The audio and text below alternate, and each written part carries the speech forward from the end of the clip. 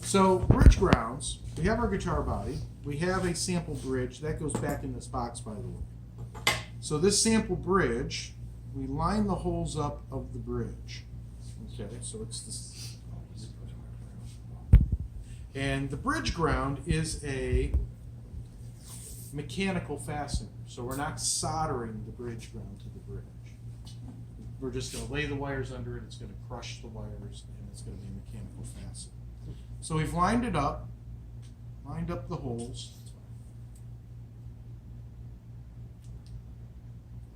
And I lay a piece of tape in front of the bridge. That piece of tape is in the no-fly zone. If you drill in the no-fly zone, you're going to see it. If you drill behind that no-fly zone, guess what? It's hidden. So, bridge ground. It is marked bridge ground. Okay. We also have some cardboard for bridge grounds. The way we do this is that we first drill 1/16 of an inch straight down into your guitar. All that is that's just a spot so we can do gangster style drilling diagonal.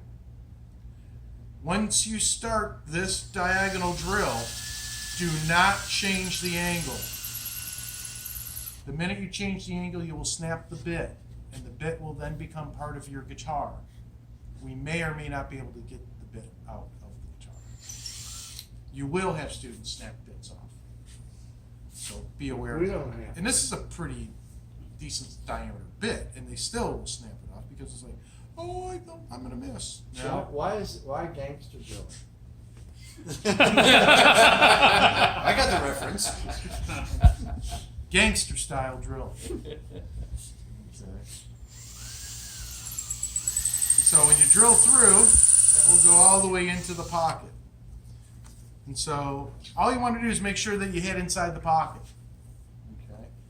Can you drill through the back of your guitar? Absolutely. Okay, absolutely. Placement. Doesn't matter where you place this. I usually go about halfway between the tape and the string holes. When you're done, take and widen out your string holes. There's 6 string holes. There's 5 screws for the bridge. So don't drill out the screw holes. That's another step right before we mount. All right, so we widen out our string holes. Now we can flip the guitar over before mounting the bridge, and we have ferrules on the back. When we first started this project about 12 years ago, the way that you would actually mount these ferrules is you would hold your ferrule and you would tap them in with a hammer. Now, I don't know about you, but I got really tired about hitting my fingers. And so I sat down and I designed a tool for ferrule installation. Now, I don't know, the ferrules have been around for a lot of years, and I don't know why anybody hadn't designed something like this, but it is a tool. And that ferrule sets flush to the top, or sets proud to the top. Hear the difference in sound when it seats? That's how you know that the ferrule is set. We'll see. There was some kind of plug. So wire comes through. You're going to splay the wire. And then this goes into your electronics cavity where you're going to solder it to one of the grounds. The reason why you don't want to pre-do this is because you have no idea how long that wire that you need to get to the ground. And that's bridge ground 101. All right, so ferrules need to get installed before the bridge. Anytime we put a screw into the wood, we have to have some type of lubricant on the screw, whether it's soap or wax. I myself use the Johnny ring. Not used though. Not already been used. Do you know what that is? Does everybody know what a Johnny ring is? Told them no wax. Told them no ring. Buy at your hardware store. $1.50, comes in a little plastic container. It's like a donut. Yeah. Looks like a donut. You dip the screw in. It's beeswax. Works It works fantastic. And everybody, Gets a good laugh out of the deal. yeah. And they're doing this. Is this what I think it is?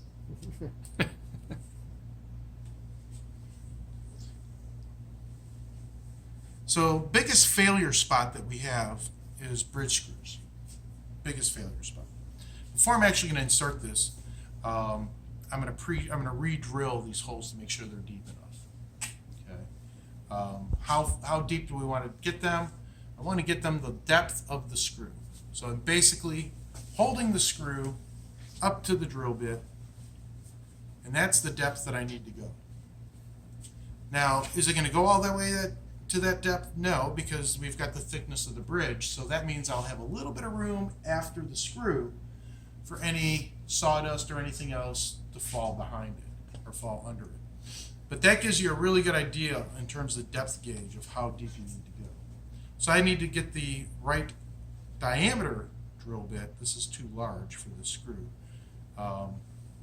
Ready to roll for this particular task. It's more about the depth than it is about the diameter, just FYI. From my experience on this, it's been the screw bottoms out, and then that's when the head snaps off. And how many screws did you have to glue on, Mike? Oh, yeah. If they break a screw head, that's the way it is. Super glue it in. Just for looks now.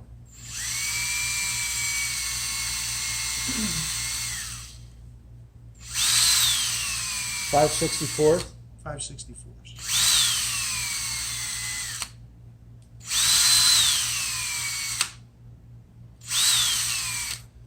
And no matter what any of your students want to do, don't let them put it in with a drill and drive it in.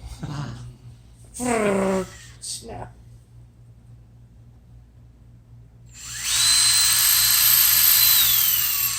So, when you're drilling, smaller bit, faster speed, larger bit, slower speed is the rule of thumb. So students know one speed. That's great on this size bit, but on a large diameter bit, that's not so good. That's why these get burned up when you're drilling the jack holes, is because they're going at a much too high of speed rate. So small diameter bit, fast speed, large diameter bit, slower speed. All right, now that we've got that set and pre-drilled and pre-waxed, what I'll do is I'll set the two screws on the end to hold it in place. And by the way, there's almost no resistance here. That's the goal. If you're having to really crank hard, something is wrong. Something is seriously wrong. Stop, because that's going to end in a